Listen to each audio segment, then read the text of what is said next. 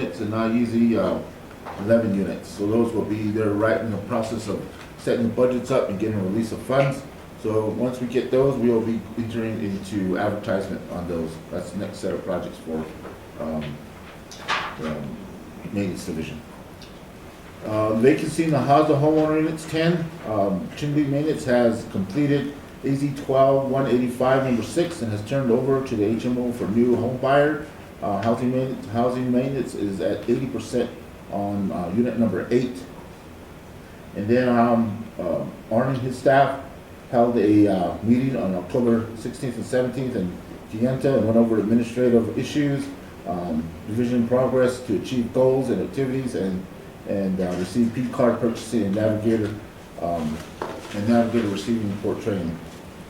So that's just the highlights of maintenance division. Is there any questions on that? Questions from the commissioners? On the maintenance division? No questions from me. Okay. So, hear any, so continue. All right, so the Thank you. next section of my report has to do with housing management division. There was a completion of KRAs and KPIs for the housing management was completed on October 16, 2019. And then all 15 housing management offices completed their goals on October 17 and 18 at the Chinle Housing Management Office, creating a standard Monday morning meeting agenda for all HMOs to follow and include the maintenance department to provide updates. Our goal is to ensure that the HMO and maintenance are communicating so that we can reach our overall KPIs and KPIs. That really has to do with the communication lines that were spelled out in the goals that were set by our CEO. Last month, it was reported that there was 194 recertifications that were not completed. 101 of those were public rentals, 93 were home ownership, and they were supposed to be completed by March 31st, 2019, and their home ownership by September 30th, 2019. We did not meet the deadline, and this might become an audit, but we're continuing to work to make sure that those recertifications are underway. I have a Budget? question. Yes. I received a call the other day. I know that all the HMOs are in recert mode, and the mention of printers, the absence of printers. Everybody lining up in the office to make copies and having people wait and wait because of no printers. So, you know, someone makes a call to me, very, very concerned. So how are we dealing with that? I mean, I know the printers were removed for efficiency purposes not too long ago, but can you explain what's going on? You want to answer that? Well, Or other? Well, I believe in June of the summer, they had, Don wanted to roll out, they looked at the multi-complexity of multiple printers out there with, so what they done is look at what printers are not being utilized and then reduce them back down for kind of the consumable prices, or consumable items. So, but the basis of some of those printers that are established there are network printers already. So establishing that network system out there is what they're looking at, but I'm not sure how and what areas are, because there are network printers out there that work off of maybe six or seven different HMO staffs, but those do have high capacity printing, so I'm not sure what levels of concerns, because I haven't really heard that in terms of some of those areas, but what was taken out was some of the old printers that were there, because some of those old printers weren't compatible with the new laptops or new operating systems that came in. So they removed some of the old printers that way. I think, well, what I heard was there were 2 printers and full staff, I think in your largest HMO, Shiprock. So I don't know, Heather, if you have any comment to that. I do. They came in and they did the printers based on, and that was my recommendation at the last board meeting, to do an assessment based on the printers, because we utilize those printers. So when we do research, we have to put on a long form. There's also sensitive data that we're putting on there that we print on letterheads.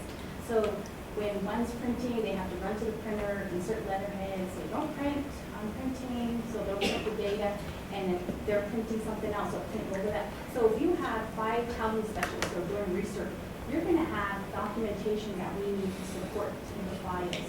So that's becoming, versus when they had a printer writer with an HS, which made more sense. And that's what I did note in my report, is that we bring in a little over $9 million a year at the HMO level, and our budget is $7 million. So we bring in an excess of $2 million. So, you know, if you look at the cost of that and you do a balance, I mean, you know, it's about being effective and efficient. That was just my recommendation, and I just requested some kind of analysis to be done based on that. And maybe they don't understand what we do at our level, but it's really essential for us to get our work done and to get recertifications done in a timely manner. Yeah, so it sounds like they weren't getting the work done and getting frustrated, so workflow was slowing down. So I guess the way something that We were looking at that, because one of the biggest things is to say, like in the CEO's office, I came down with my updated system here, when the CEO office is still running off of inkjet. So, and basically we changed it up and went to what network printer. We eliminated the heavy cost, because the inkjet was more expensive than the regular laser jet, so that was eliminated there. So with a lot of the computers now that are actually being computer replacements, everybody wants to hold on to the old favorite printer, say a 9000 series printer. And they bought a lot of, what we found out with some of these offices they had maybe $6,000 worth of print cartridges. And they bought them in high volume, they say, well, we gotta print this up, but the analysis that Don's office done is that if we hook up their new printer or new operating system here, it's not gonna function here. We basically had to downgrade the new computer in order to run that operating system. And that's the kind of the struggles that they were having.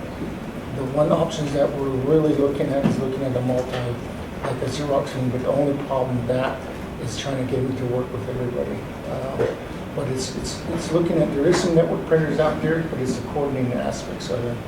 And it's just working with those areas that we have. Because when you look at the consumables that came back off of that disposition, all those ink cartridges that they have, those things they're past the expiration date, but they were still at the field office. So those are some of the challenges that we're working through, and I think that one sense is us to understand that how we're going to build out. But it's something that we're looking at now. But it is a challenge trying to get everything in place. Well, the employee was pretty upset and emotional about not being able to get her work done. So, you know, I take that all pretty serious. So if you can maybe take a second look at, you know, our larger offices and then see if there's some sort of compromise. Yeah, Okay. just maybe do the assessment as Heather is suggesting. Heather? Just another comment is, our housing director, when we have printers in their office and they print, you know, very sensitive, confidential information, it doesn't seem like much, but when you're in the office and you have to run back and forth, and my other concern is actually the tenants sitting there in your office where you're going to retrieve documentation. It may be 2 minutes, 3 minutes, but it's the fact that our staff are running that. It's not good customer service, and it definitely is becoming a hindrance on my team. And I did put it in my monthly report as a concern. Okay, thank All you. right then. Thank you for the record. Thank you. All right then. Okay, the next one is just what Heather mentioned, the approved budget for this year was $7,276,594. HMO is brought in a total of $9,434,227.98 for the program year 2019. And they've done a pretty good job in trying to maximize the revenues that come in from our housing stock that's out there. I believe that's a fantastic job. Yeah. Record again, okay. Last month, they had 85 outstanding customer complaints at the Housing Management Division, and the division director took full responsibility for this and immediately started working with each HMO. She's been running that's what I was saying the last time, she's been running all over the Navajo Nation trying to meet with all 15 housing management divisions and trying to resolve that. So they've closed out 67 by the end of this fiscal year. There's still 18 that are remaining open, and they are still in the process of getting those resolved. Criminal activity. Next request, can I get an executive summary of every one of the reports, every one of the complaints that was addressed and how they were addressed, and then the length of time that they were open? I think that was a question that Mr. Frank Levy was looking at, the time of dormant, time of resolve, and we get that executive report for each one of the complaints, so I'm gonna help out. Thank you. Great idea, thank you. Okay, criminal activity for the month of October. We had 12 dog incidences, meaning either biting or anything that has to do with dog-related instances. Domestic violence 4, alcohol-related incidences 1, drugs 3, property damage 1, disorderly conduct 0, and then others. What is others? That becomes part of the HMO, the reports that we get. Oh, okay. For complaints. So that has to do with the complaints. So a number of 34 altogether. Activity tenant to account receivables for October was 147,177.66. September was 179,828.34 cents. I have a question. Yes. Question. Going back to the criminal activity, we talk about drugs, what sort of report would that be? Drug dealing in our units, is that what that means? One HMO actually found marijuana growing. Marijuana in in the farm? unit, yes. Oh, wow, okay. Just wanted So to know. we initially do the one strike and we work only on those kind of cases. One strike, okay. One strike. All right then, thank you. All right. Okay, so the tar has decreased by 32,650.68. From September to October, they have $44,140.04 in active tar. We're waiting for the treasury to post $6,971.30 in adjustments and maintenance posting. And maintenance posted $9,228.98 for charges that the HMO will need to collect. And then the veteran clientele, as for the month of October, we have, last month the veterans number was 385. This is decreased in home ownership by 21 and public rental increased by 5. So you have home ownership we have 149 veterans in home ownership, 199 in public rental. And the next chart there is just our first monthly expense reports. And they're pretty, we're pretty much in the realm of about 2 to 3% that we've spent so far. We still have a lot of vacancies that need to be filled, so that those numbers will start to come up as soon as we fill out more vacancies. And our personnel department has been filling our vacancies pretty good. There's still some out there, but they've done a pretty good job in filling and getting us the human resources that we need. Just a quick question. Back to your veterans, this decrease of home ownership by 21, is that them getting out of the program or basically paying off the unit, or they foregoing a home ownership unit, or is I there? don't have to look up the data, but I think one HMO did report the data on that, so that's probably why we're off by 21. That was my same question, thank you.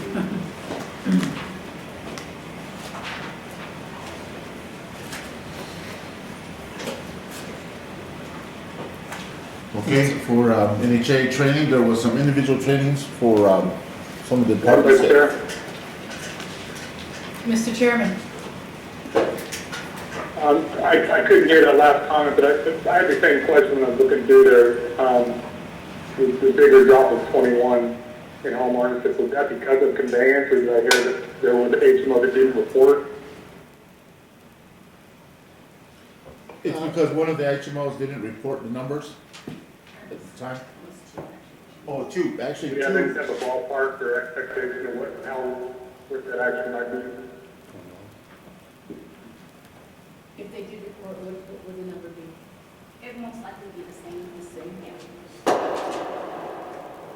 Okay, thank you. Thank you. Okay, so as far as training, operations branch-wide, there was none held in October. There were some in this coming month. We continue to meet and update progress on the corrective action plan concerning the forensic audit conducted by KPMG under the direction of Navajo Office of President, Vice President. And Dwayne gave a briefing on some of the reports that we have, or some of the compliance and monitoring activities that's happening. Safety, there was everybody reported 0. Recommendations and issues and recommendations are on the reports. They are in the following pages. With that concludes my report. Any questions from the commissioners? Madam Chair. Mr. Chair. Thank you very much. And just a quick thing, I was looking through Arnie's report trying to track the boarded up houses and trying to get a handle how many we completed in the last month since the last board meeting. How the numbers changed. in reference to, Fine. Chair, would that be the vacant HOs or the vacant PRs or either one of them or all of them? I think more specifically, we've kind of had a running count from last December, how many homes we've actually taken that were in like a boarded up status. Right. Out of the boarded up status, and put them into vacant and move people into them. The, I think the way they asked for a master list, if you recall. Yeah, Chairman Breacher, well, for the list he has, but it's not on here, they did have some that was turned over from last week. But for the master list, he had 137 that they're planning to do. We worked out the budgets and we got all the individual units in place for the 137. And basically we're setting up the budgets for every one of those HMOs to rehire the team back in, starting 1st of December, so we get back in motion of the full swing of repairing the 137 that are currently on the listing. Is that combined HO and PR? Is that- those are PRs. PRs, okay. We have 44 that we have in motion that we're going to utilize. It's under a new program, and this is what we're looking at, utilizing outside funding, some new program income to repair those since they're not considered FCAS units anymore, and then we can do what we need to do, whatever we want to do with this.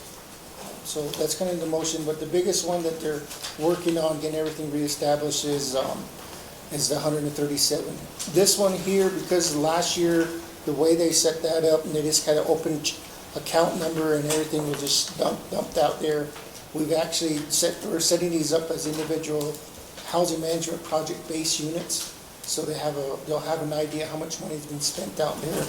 But we're adding some contingency to that, so there'll be every 6 months additional. As the people move out, we add to the project listing. So we have enough money to cover out. I believe we have a little about $2.5 million earmarked to manage that program. Mr. Chair, further questions? Thank you. Yeah, just the other question I have is, what's the estimate of what we have on ones that are not PR units, homeowners units, and then what is, and it's just specific of boarded up homes, but what is the possibility of getting all these numbers specifically on the GIS system so we can track it that way as well and kind of see where our hot spots are? Yes, that's what we're kind of working on. We had the Treasury program 2 weeks ago finalized the public rental and 1930 and in home ownership. So we got a good number of what's abandoned now. So Mr. Roletto has verified all of what he's had with public rental. Now it's verifying all of the home ownership, so we have those locations. And that's where actually we can utilize it using the phone systems to record those individual vacancy out there. Okay, thank you. Commissioner Begay? Madam Vice Chair, Commissioner Begay, go ahead. along with that, can we request a copy of the plan or that report that they're working off of, and while they're developing it, there should be something in writing of this, and that was one of my questions. What is the status, on those homes and HOs? So if we could get like a written report on it, that'll be helpful for us to, at least we're aware ourselves as well.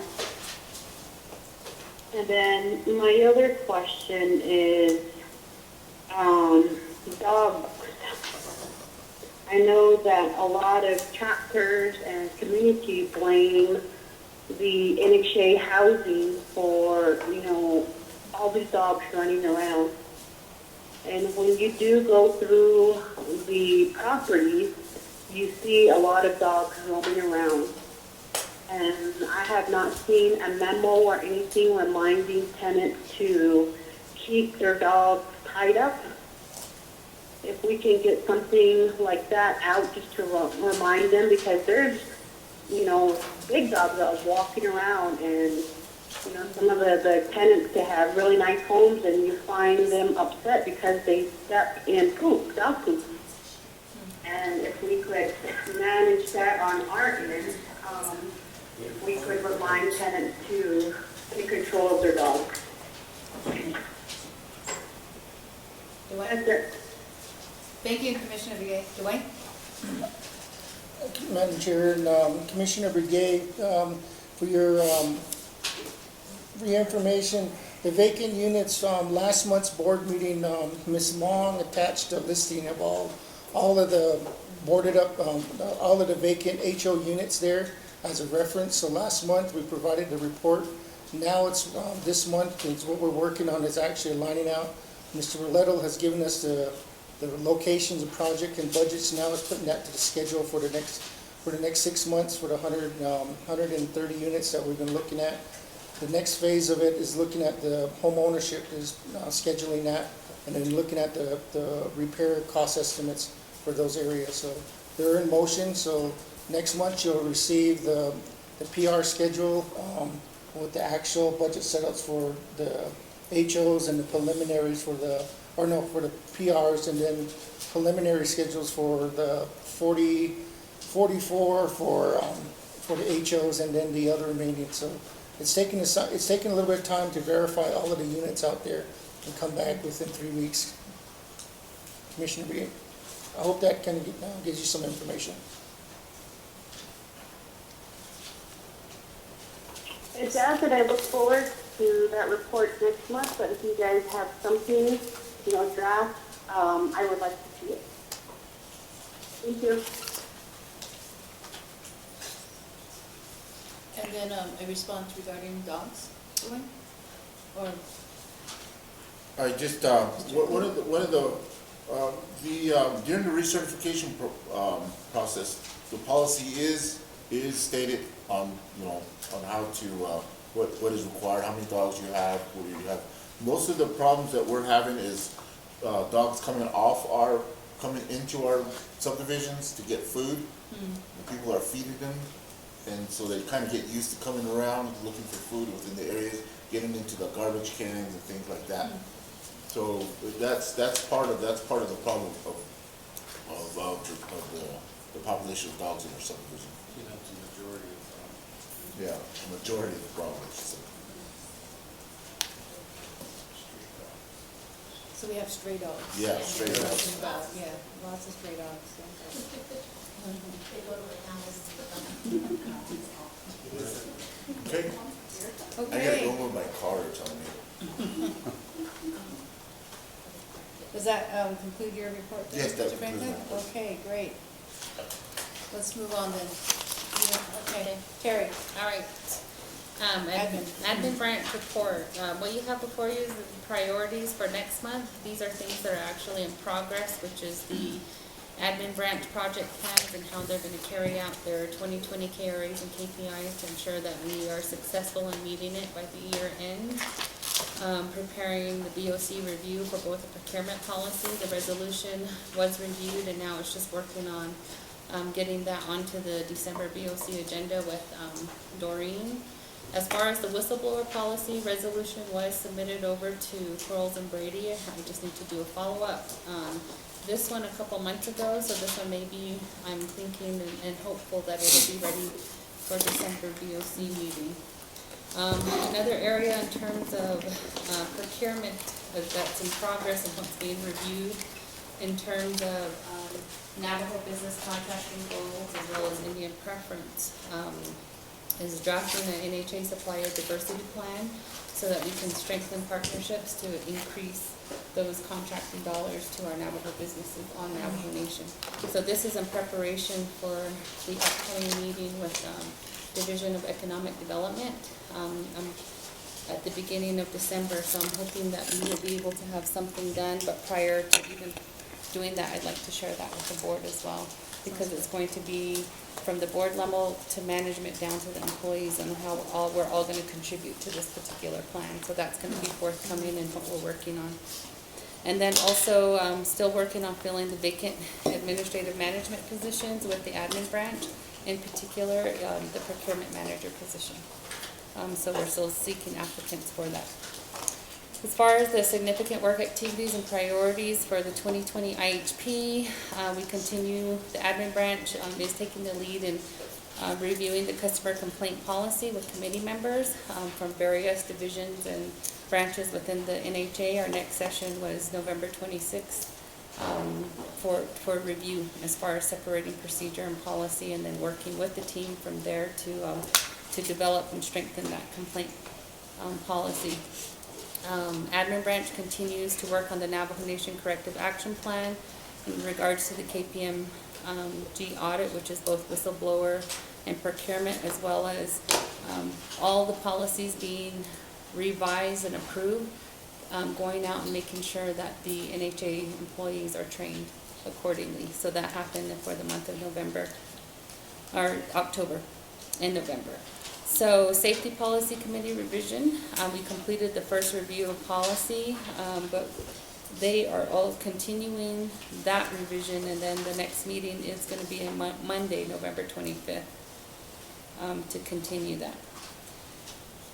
As far as the HR consultants, which is Chief Strategy Group, this particular consultant was on site in the month of October as far as the project kickoff. Did meet with NHA management in terms of the chiefs and division directors as far as reviewing their overall scope, and then the on-site visits that they had with each and every individual. And so they were on site in November as well, and so hopefully we'll be able to provide some type of preliminary report as far as what they've been reviewing so far, and where we stand in terms of looking at HR sometime in December. The admin branch did have our first quarterly staff meeting with all admin branch employees to review the FY 2020 KRAs and KPIs, which was really a product of each employee's contribution to the overall strategic plan for 2020 for admin branch, and then talked about what those expectations are like going into 2020. Participated in the NIAC roundtable discussion meeting regarding barriers to development within Indian country, and really admin branch participation lent itself to the procurement portion in terms of the intergovernmental agreements and getting technical assistance on how we can do these when it comes to inter-entity agreements within the Navajo Nation. So Dwayne said that we are working on putting that information together to submit to HUD in a written format. Dwayne covered the NAHASDA authorization, which we were also a part of, but also having administrative meetings with FFMD, Mr. Olin Arvizo, as far as solidifying and finalizing his FY19 and 20 project plans that the board had requested to see. Mm-hmm. So that will be finalized by next board meeting, as he's still working on that. And then as far as participating in the recruitment for several positions with the admin branch, that's ongoing, like I said. As far as department highlights, when you see the human resources charts here, the recruitment activity in terms of the number of requisitions that were processed, positions advertised, what had to be re-advertised, and the number of interviews done, all within the month of October. So month of October would be your darkest. I know this isn't in color, but 20 interviews in the month of October. So they were pretty busy in terms of recruitment for all the departments within NHA. And then as far as the positions filled, it looks like the number of positions filled for October was 13. New employees were 10, 2 promotions through the advertisement process, and then 1 lateral transfer. Touched upon the policy cap training. HR analyst coordinated with finance, so that particular KPMG, all the finance policies that were approved, training was provided November 12th, 13th, and 14th. So they had 2 sessions in one day at 6 different locations within the past 3 days. Training requests for the 3 HUD trainings were submitted to SWONAP. So they're looking forward to bringing on those trainings, some second quarter, third and fourth, as far as Navajo Essentials, IHP, APR. I think we have some financial and maybe occupancy and admissions for the employees within NHA. Just to let you, Madam Chair, the initiative is what we're looking at is reevaluation and recertification in terms of employees. So they have to go, because we're pushing that out to the subrecipients. So we're saying we're going to push it out to our staff, so they have to go through these training programs every 2 years. So establish a continuous overview of the laws and requirements that we have to do as NHA. So that's kind of the initiative that we're rolling out. Thank Sounds you. good. I will go over the procurement reports at the end of my report, so I'll go on to risk management. As far as their transition of the safety policy over to this new safety manager. And then for the month of October, they reported 4 new claims, but it's actually 5, so that's a typo. So there's 5 new claims with the initial assessment of the claims being conducted at this time. The safety department's list of activities in terms of training, orientation, inspections, investigations, and meetings are listed there in terms of the number of attendees at each event that they had conducted. But in progress for the safety department is the planning for the comprehensive safety management plan. Safety department is going out and engaging with the field offices at this time to pretty much do an overall survey, SWOT analysis in terms of safety at each location. They're also looking at developing a succession plan and development for the safety department so that all staff are engaged or aware, trained, in each area when it comes to safety. Continue with the update of the NHA safety policy, and then they're also establishing and revising their annual and 5-year KRA and KPIs, and looking at completing the Navajo Essential training and then the safety audit. Records management, they are currently in the middle of at the beginning, I should say, of their document scanning. So they are working with the vendor right now in preparing to release 1,100 ledgers off-site so that the vendor can upload those into ERMS by the end of December. As far as their safety trainings, their goal is 50 employees for the year. They trained 8 this month, so they're at 16% amongst all the other activities that they're doing. Fleet and Facilities Management Division and departments. So grounds improvement right now, in the month of October, we're working at the Theru public rental areas. They're redoing and reinstalling the fencing, install walk-through gates and cattle guard cleanup at the Theru NM 1505, Mariano Lake, 15146, and M 15152 and 552. And so they are also receiving assistance, continue to receive assistance from the maintenance departments as they go to each one of these locations. As far as their model activity, when it comes to the HMOs, as far as ground improvement, they had just received their environmental clearances, so they are currently working on getting those projects kicked off when it comes to the actual HMO offices. So those, Olin has those on his dashboard to start moving on in for the month of December. Facilities Maintenance Department, 74 work orders completed, 15 are pending at the end of October. Pest Control completed 104 work orders. And then for Property and Supply, 22 material requisitions were received and 59 receiving reports processed. As far as NHA trainings, HR and IT continue to roll out the LearnKey trainings online for the new employees who are coming on board, but also looking at rolling out the leadership trainings on LearnKey for the supervisors.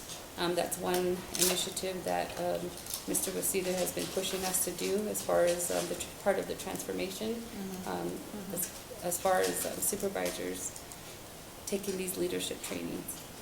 As far as safety, no lost time, property damage, but there was one near miss in terms of one of the maintenance workers using the conference chair to address something on the wall, but we stopped the work, got the ladder, so that was Chair with corrected. wheels. Yeah, a chair with wheels. Okay. Yeah, so that was corrected right away. Talked about the importance of safety. So that has been corrected. No major issues and concerns or recommendations in any of the reports, and there you have the work and travel schedule. Oh, as far as procurement, following this, sorry. Questions from the commissioners? To this point? No question. Okay. Great. Thank you. Go ahead. Okay, just one last thing as far as the procurement. The small purchase monthly summary for October 31st was $165,000 as far as their POs issued, but it looks like none of that went to Navajo business or Indian preference. So right now that was all non-native, and below is the breakdown of where each one of those purchases went. As far as publication expense, which is like Albuquerque Retrofits. So that's one area, and postage and so on and so forth. And then no large purchase summary, no awards made in the month of October. So that concludes my report.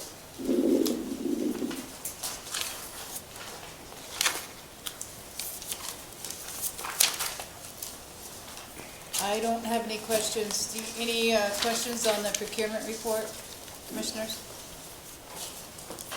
This is Luis. I have a question on the whistleblower policy. I want to make sure that, we know what we need to do. Terry, what is it that, do you have what you need in order to get the whistleblower policy before the board in December? I thought our work was completed on that. I just want to make sure we haven't, kind of figure out if there's a log jam or we need to do anything else, but I think we've done everything we need to do. Thank you, Luis. In terms of the whistleblower, in order for me to get it onto the December VOC agenda, I need to have the resolution reviewed and approved. That's the only thing that we're waiting for, and I believe legal department has sent it back over to you, but I can resend it to you, what was sent to you. Okay, I'll check on my end. I just want to make sure that we're all kind of on the same sheet, so I'll follow up. Okay, and I'll follow up as well. Thank you. Okay, thank you, Terry.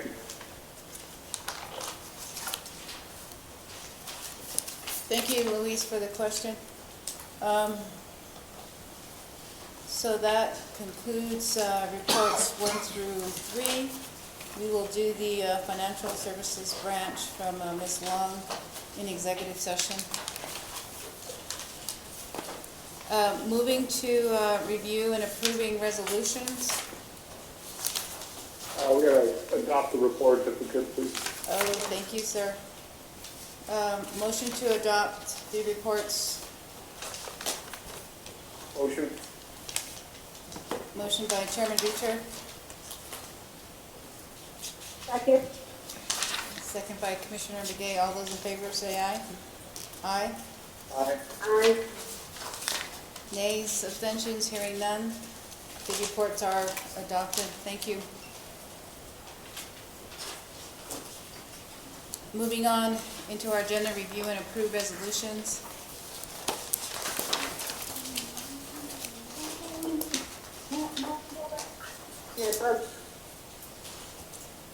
Number 1, NHA-4939-219, approving the award of a construction contract to Arviso Construction Company, Inc. for the demolition and rebuild of 20 public rental residential units located at project NM 15-044 Little Water, New Mexico, in the amount not to exceed $6,500,000 and 0 cents. Can I hear a motion to review? Motion. Motion by Chairman Beecher,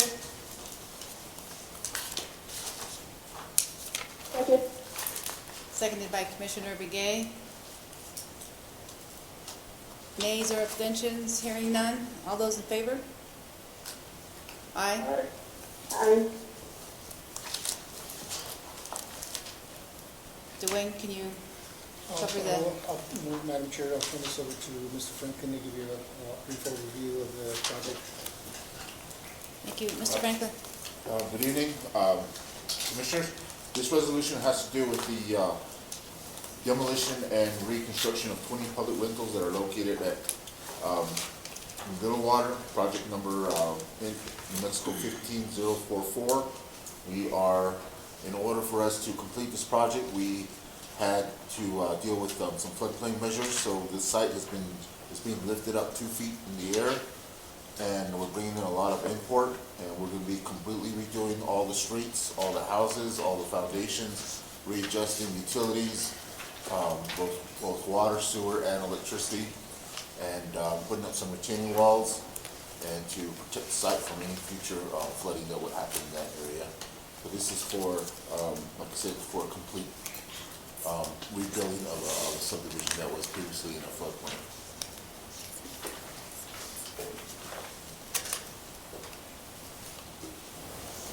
Comments, questions from the commissioners? Madam Vice Chair? Commissioner, or Chairman Beecher? Yeah, I just wanted to confirm, this is the area that we've had trouble with in Little Water, is continuous flooding where we had to bring the tractor out, and it was kind of in the right between houses and whatnot. Is this the same area? Dwayne? Commissioner Reacher, no, that's in Smith Lake. Yeah. That's a Smith Lake site there. This is in Little Water. It's a different location. The Little Water hasn't had no flooding, but when we ran the initial flood model there, it gave us that 1% chance, 100% of flooding, 100%, I'm getting tongue twisted, 1% annual rainfall that would constitute a criteria for 100-year flood zone, so to speak. Okay, thank you. How old are these units? Constructed in 1986. In 86? Okay.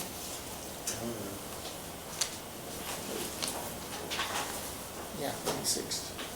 Trying to think back. Okay. 30 plus years. 30 plus years, okay. Commissioner Begay, do you have any questions, comments? None. Just a comment, just looking at some of your exhibits, I can't read them. You know, they're too dark. The exhibits are real dark. Yeah. Okay. So it sounds like we don't have any further questions on this resolution. Call for the question. Approving? I'd like to make a motion to approve. Chairman Beecher, motions to approve. Do I hear a second? Second. Commissioner Begay, seconds. All those in, no nays, no abstentions, all those in favor, say aye. Aye. Aye. Aye. Resolution NHA-4939-219 is approved. Moving on.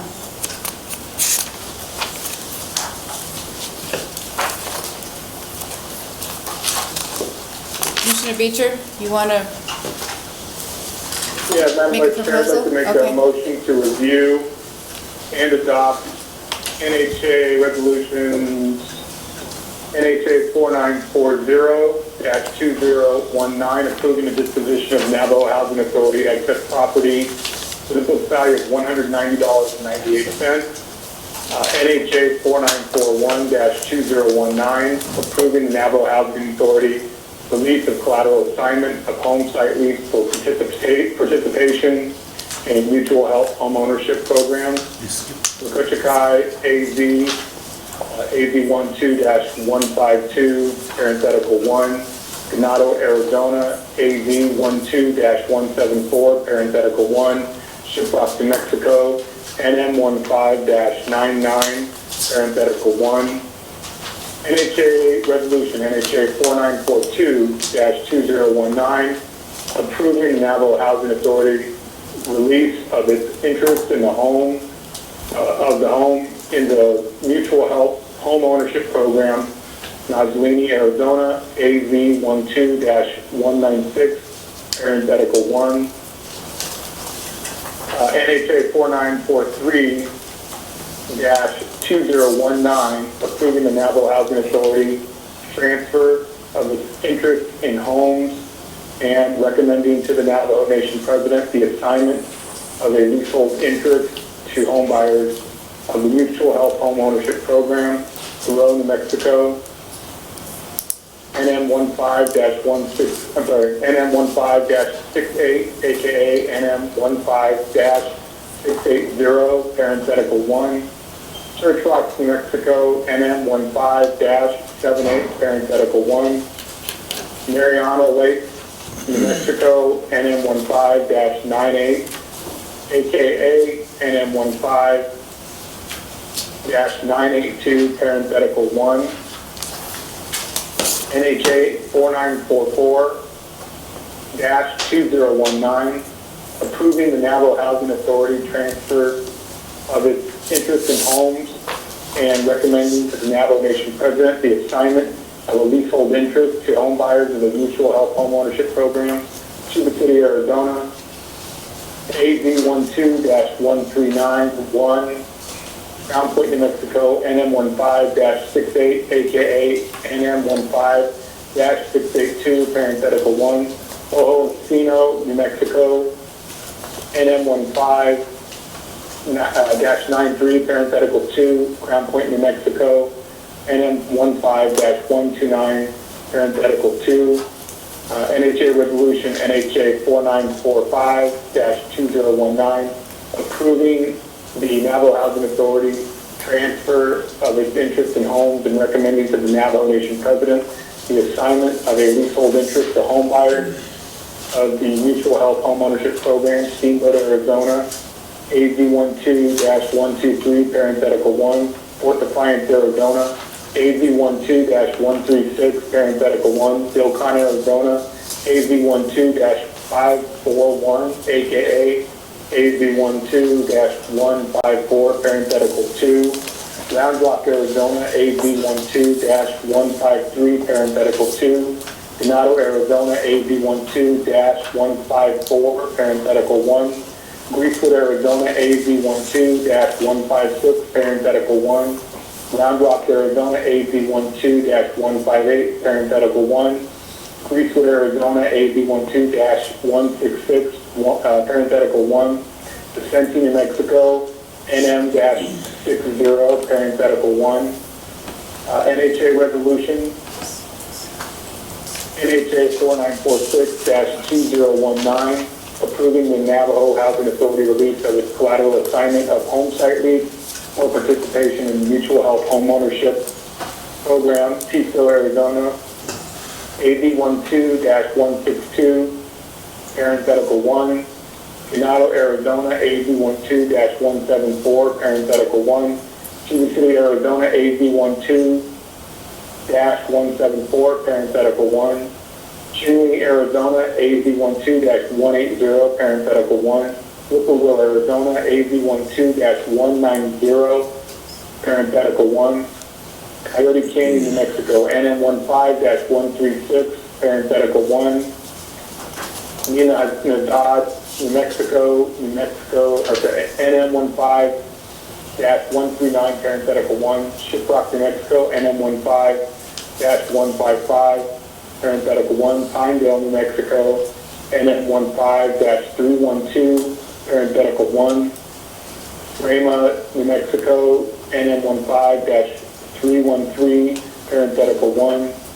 NHA Resolution, NHA 4947-2019, approving the Navajo Housing Authority transfer of its interest in homes and recommending to the Navajo Nation President the assignment of a leasehold interest to home buyers of the Mutual Health Home Ownership Program, Fort Defiance, AZ 12-136, parenthetical 4, Zilcon, Arizona, AZ 12-146, parenthetical 1, Whitecone, Arizona, AZ 12-165, parenthetical 1, Shiprock, New Mexico, NM 15-112, parenthetical 1, Crown Point, New Mexico, NM 15-129, parenthetical 2, Red Mesa, Utah, UT 05-005, parenthetical 1.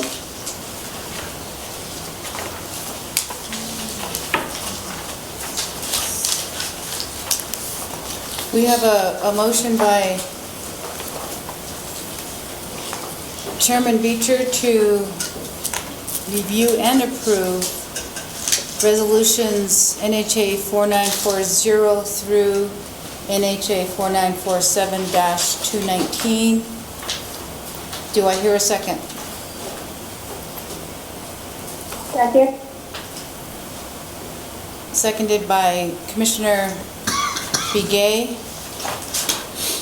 All those in favor of reviewing and approving resolutions as read, signify by saying aye. Aye. Aye. Nays, abstentions? Hearing none, these resolutions are approved. Thank you, Chair, I'd Commissioner. like the motion to go into executive session. Chairman Beecher is motion to go into executive session. Do I hear a second? Second. Commissioner Begay seconds. All those in favor, say aye. Aye. Aye. Aye. We are in executive session with three approving going into executive session.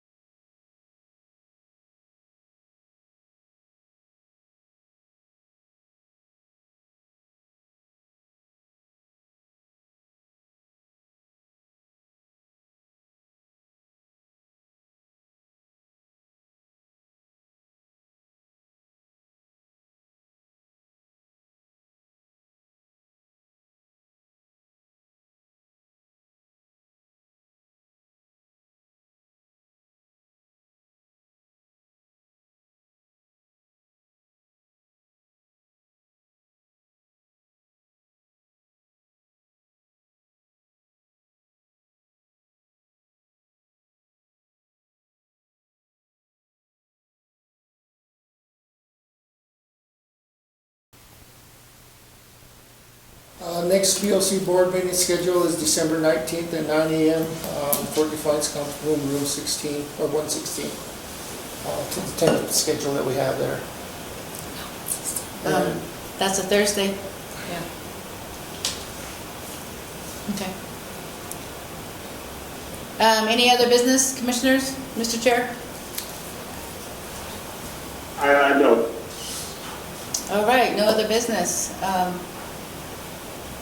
Do anyone want to call on somebody to do the benediction? Lord, can you help with the benediction, close us out? Sure. Thank you. Heavenly Father, thank you for this meeting. Thank you for all the plans that we have in place, and that you will help us to move forward, and that we will get all our projects done, and we are doing this for the Navajo people. Thank you, Lord. We have so much to be thankful for the jobs that we have, and for the weather, even that, Lord, for the moisture that we receive. We just pray that you will be with us and guide us through all the activities that we have and the projects that are in the pipeline, that we will serve our Navajo people. We just thank you for all that you do, and give us traveling mercies as we go home this evening. I just thank you for all that you do, and that you watch over us, and thank you for the Board of Commissioners as they come together and as we meet, and for all the approvals of the resolutions that were done, and for all the work that is being done, Lord. And I just give this and lift it all up to you in Jesus' name. Amen. Thank you, Doreen. Motion to adjourn the meeting? Motion to adjourn? I'd like to motion to adjourn, please. Second? Second. Motion by Chairman Beecher, seconded by Commissioner Lee. All those in favor, say aye. Aye. Aye. Aye. No nays, no abstentions. We are adjourned. Thank you very much, everyone. Sure. Happy Everybody travel safely. Thanksgiving if I don't hear from you guys.